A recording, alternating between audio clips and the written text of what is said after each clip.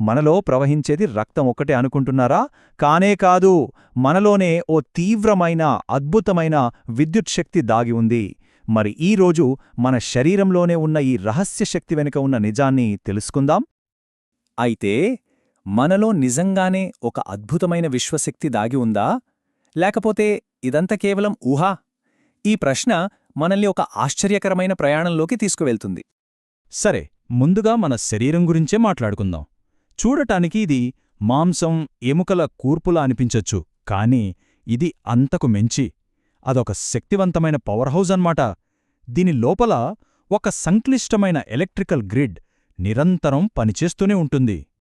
దీన్ని అర్థం చేసుకోవడానికి ఒక అద్భుతమైన పోలిక ఉంది, వినండి. మనుష్య కా శరీర్ ఏక్ అచ్చా ఖాసా బిజ్లీ ఘర్ హై అంటే మన శరీరం ఒక పెద్ద పవర్ హౌస్ లాంటిది. जैसे बिजली घर में सारे शहर के लिए तार लगे रहते हैं, उसी प्रकार मस्तिष्क में से निकलकर जो पतले पतले तार समस्त शरीर में जाल की तरह फैल गए हैं, उन्हें ज्ञान तंतु कहा जाता है. అంటే ఎలాగైతే ఒక నగరానికి కరెంటు తీగలుంటాయో అలాగే మన మెదడు నుంచి చిక్కన నరాలు శరీరం అంతటా ఒక నెట్వర్క్లా వ్యాపించి ఎలక్ట్రికల్ సిగ్నల్స్ రూపంలో సమాచారాన్ని చేరవేస్తాయన్నమాట. కాని ఆగండి, కథ ఇక్కడితో అయిపోలేదు. ఈ కరెంటు, ఈ విద్యుత్ శక్తి కేవలం మన నరాల్లోనే ప్రవహించదు. అది మన శరీరం దాటి బయట కూడా ప్రసరిస్తుంది. మన చుట్టూ ఒక శక్తి వలయాన్ని సృష్టిస్తుందంటే నమ్ముతారా? దీన్నే తేజస్సు అంటారు. అంటే మన నుండి ప్రసరించే ఒక కనిపించని కానీ అత్యంత శక్తివంతమైన ఎనర్జీ ఫ్లో, ఒక ప్రకాశవంతమైన ఆరా లాంటిది. అసలు ఈ తేజస్సు ఎంత పవర్ఫుల్ అంటే కई मनुष्यों के चेहरे पर ऐसा तेज होता है जिसके आगे तलवार और बंदूक कुंद हो जाती हैं.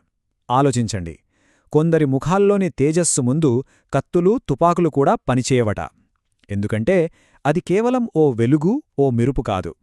వరన్ ప్రచండ విద్యుద్ధారా హై, అదొక ప్రచండమైన విద్యుత్ ప్రవాహం. మరి ఇంతటి శక్తికి మూలమేంటి? మన ఆత్మ. అవును, ఆత్మ సర్వశక్తిమంతమైనది. ఎందుకని? అసలు ఆత్మకు అంత పవర్ ఎలా వస్తుంది?